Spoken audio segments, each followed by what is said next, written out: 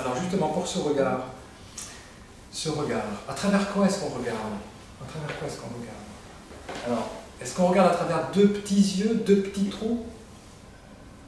Ou est-ce qu'on regarde à travers autre chose? Évidemment, si nous regardons les autres, on a l'impression que les autres, eux, regardent le monde à travers deux petits trous, quoi, deux petites billes. Hein, si je prends mon ami Tilan, on a deux petits yeux. Bon. Les autres ont l'air de regarder à travers deux petits yeux. Mais vous, en tant que première personne, à travers quoi est-ce que vous regardez le monde? Bonjour madame. À travers quoi est-ce que vous regardez le monde? Alors, pour ça, on va faire un petit exercice. On va faire une paire de lunettes. Alors, ceux qui ont une paire de lunettes peuvent l'enlever. Et on va faire une paire de lunettes avec nos doigts. Eric est dans la non-dualité.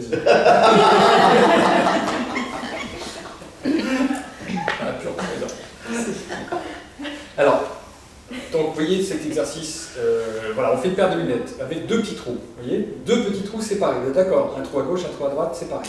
Ce que je vois dans le trou à gauche, c'est vraiment pas grand chose, je vois une main, un bout de bras, et à droite, pareil, un bout de bras, c'est tout petit. À cette paire de lunettes duel, elle irait bien aux autres, elle irait bien. Tout va bien, donc ça va bien aux autres. La question est de savoir, est-ce que ça nous va à nous? Alors, regardez, elle est à bout de bras, et on va faire le chemin vers le centre, comme toujours. Alors, voilà, doucement. Ce qui se passe, c'est que le trou à gauche et le trou à droite s'agrandissent. On voit de plus en plus de choses à droite et à gauche. Mais ça reste encore séparé. C'est un peu flou, d'ailleurs. Continuez le voyage, et chaussez. C'est ça qu'on dit, chaussez la paire de lunettes. Voilà. Et là, maintenant, je vous demande, combien voyez-vous de trous? Combien voyez-vous de trous? Un ou deux? Un, bravo, un, moi aussi, un. Et quelle est la taille de ce trou unique? Alors pour cela, vous allez, je pense, devoir écarter les doigts. On va essayer de voir les bords du trou. Donc vous écartez les doigts. Ça ne suffit pas encore. Vous allez écarter les mains. Et même maintenant, vous allez devoir écarter les bras. Alors, en essayant d'épargner votre voisin. Voilà, vous écartez les bras. Et là, vous embrassez l'ouverture. Vous embrassez l'ouverture à partir de laquelle le monde est vu. Regardez comme c'est grand. Voilà l'œil. Voilà l'œil de la vision. D'ailleurs, c'est même pas un œil, parce qu'il n'y a rien de solide. Hein. C'est une vision, une ouverture de vision. Une ouverture de vision. Alors, ça c'est une bonne clé aussi pour rentrer chez soi. À travers quoi est-ce que vous regardez le monde? À travers deux petits trous? Ou à partir d'une ouverture? Vous avez peut-être entendu parler de l'ouverture du troisième œil. L'ouverture du troisième œil, c'est une expression qu'on trouve en Inde. Shiva, par exemple, il est appelé celui qui a trois yeux. Et son troisième œil, l'œil éternel. Et celui qui ouvre son troisième œil est illuminé, est éveillé. Et bien je suggère que ouvrir son troisième œil, c'est ce qu'on a fait là. Parce qu'en effet, c'est une sorte de troisième œil. Nous avons deux yeux humains que nous voyons dans le miroir tous les jours. Quoi. Là, c'est deux yeux humains, donc ils sont petits, ils sont colorés. Et puis, nous avons ce troisième œil, en ce moment, au-dessus de vos épaules. Ce par quoi le monde est vu. 1, 2, 3. 1, 2, 3. Cette vision éternelle. Et vous voyez, il n'y a pas besoin d'aller en Inde, à Bénarès, pour ouvrir son troisième œil. Ça marche très bien à la Ciotat. Ça marche mieux à la Ciotat, même. Et c'est très très simple. C'est pas uniquement présent en Inde d'ailleurs, hein, cet œil, cette vision unique, cette vision non duelle. Peut-être vous connaissez cette citation de Maître Eckhart qu'on donne parfois. Maître Eckhart, donc ce grand mystique chrétien du XIVe, qui disait ceci, la vision par laquelle Dieu me voit et la vision par laquelle je vois Dieu sont une seule et même vision. Un seul et même amour, une seule et même connaissance, un seul et même œil. Un seul et même œil. Donc là, on est bien dans une vision non duelle. Hein. Qu'est-ce qui regarde en ce moment? C'est pas l'individu humain qui regarde. Alors il appelle Dieu, Maître Eckhart l'appelle Dieu. Pourquoi pas? Dieu, c'est une racine indo-européenne qui veut dire lumière. Hein. En sanskrit, div, c'est ce qui brille, c'est ce qui est lumineux. Donc oui, on peut appeler ça la lumière, hein, la lumière de la conscience en fait. C'est la lumière de la conscience qui voit. Et il dit non, c'est pas vrai, non, c'est José qui voit, c'est l'individu qui voit. Non, ça c'est la mémoire, ça c'est le mental. C'est beaucoup plus mystérieux que ça.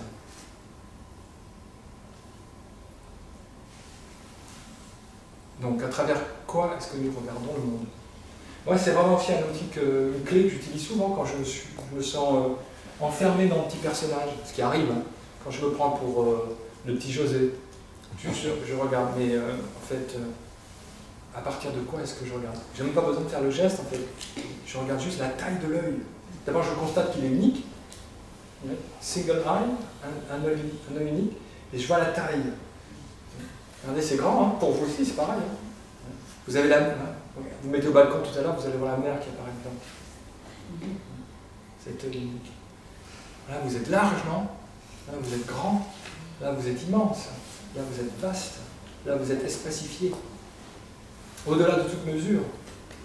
Là, on n'est plus dans des limites de la mémoire, du corps, des pensées. Non.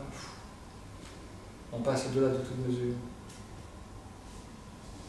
C'est comme, c'est comme si l'espace qui est dans ce bol, qui s'est identifié au bol, il pense qu'il est le bol, il pense qu'il est coincé dans le bol, et donc il fait briller son bol. Pour être plus beau que le bol que voilà. Mon bol est plus gros que le tien. Donc on part au bol. Donc, mais soudainement, l'espace qui est ici réalise qu'en fait, il n'est pas séparé de l'espace total. Et que ce n'est pas l'espace qui est dans le bol, c'est le bol qui est dans l'espace. C'est l'espace, c'est le bol qui est dans l'espace.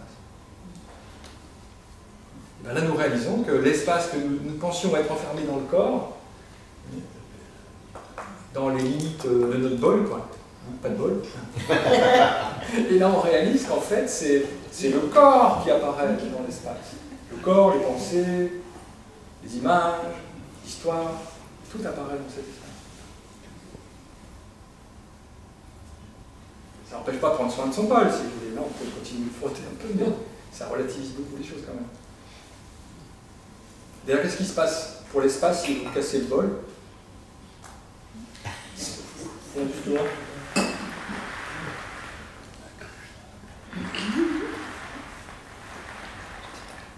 On se prend pour une cruche, c'est ça?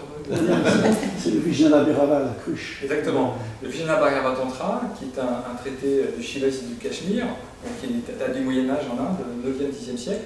C'est un livre d'exercice, comme ceux qu'on fait là. D'ailleurs, certains sont très proches.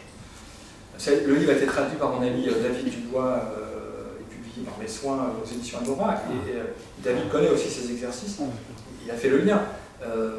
Par exemple, dans le Vijnana-Bhairava Tantra, il y a un exercice qui consiste à s'apercevoir que l'univers entier apparaît dans ta tête. Donc c'est très, très proche. Tout à fait. C'est un livre d'exercice pratique, magnifique, hein, si vous n'avez pas lu. Vijnana-Bhairava Tantra, et nous on l'a édité sous le titre, c'est ça que ça veut dire en sanskrit, traiter de la connaissance de soi, traiter la reconnaissance de soi. Traiter la reconnaissance de soi. C'est un livre de base en fait de ce courant de l'hindouisme, très concret, très pratique. Il y a 108 exercices. 112.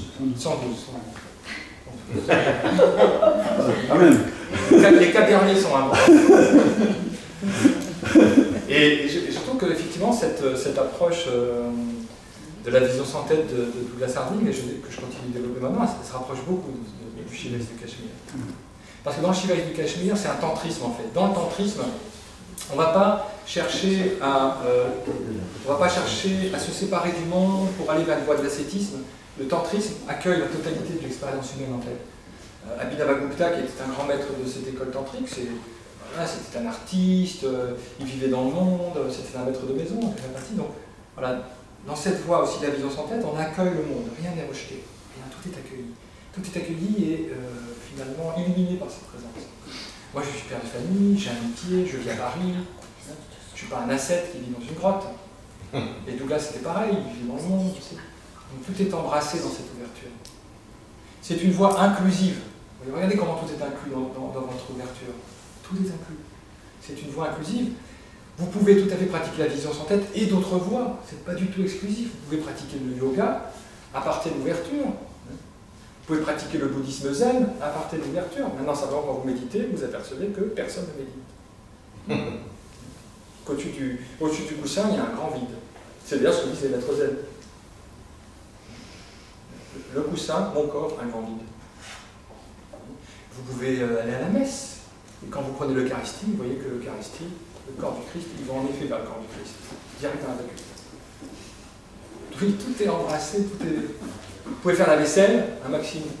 Vous pouvez faire la vaisselle et voir que les bras viennent du vide et que toute action vous permet de prendre conscience de l'espace. Donc, vous voyez, cette pratique, c'est pas pour des moments privilégiés de la journée, par exemple le matin et le soir, à des endroits particuliers dans des dojos, par exemple, dans des lieux magnifiques comme ici, c'est partout, tout le temps. Quand je pratiquais la méditation zen, j'aimais beaucoup le matin aller au dojo avant de travailler, j'avais pratiqué 1 heure, et je revenais le soir. Mais entre les deux, je sentais bien que ce que j'avais découvert pendant l'heure de méditation, ça s'effilochait un petit peu. C'était moi, hein. Je perdais un peu cette présence que j'avais découverte ainsi. Là, vous pouvez voir votre vraie nature tout le temps. Le meilleur moment, c'est maintenant, toujours. Donc là, ça s'appelait ça la méditation pour la place du marché. Vous allez faire votre marché, il y a un marché à la Ciotat sûrement.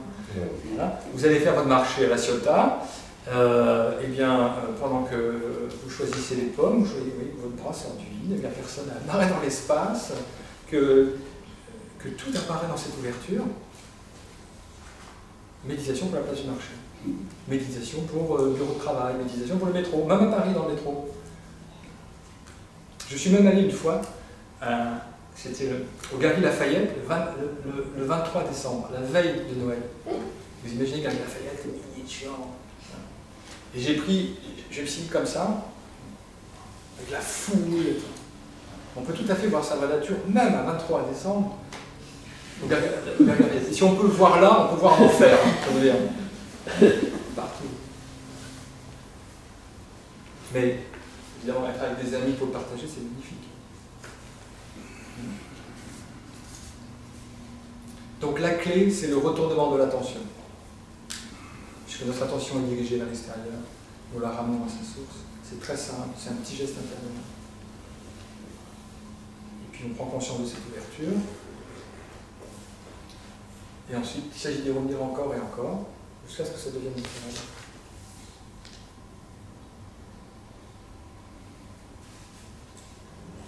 Peut-être on peut, dans les 5 minutes qui restent, jouir de cette présence en silence. Parce que même quand on se teste, c'est là.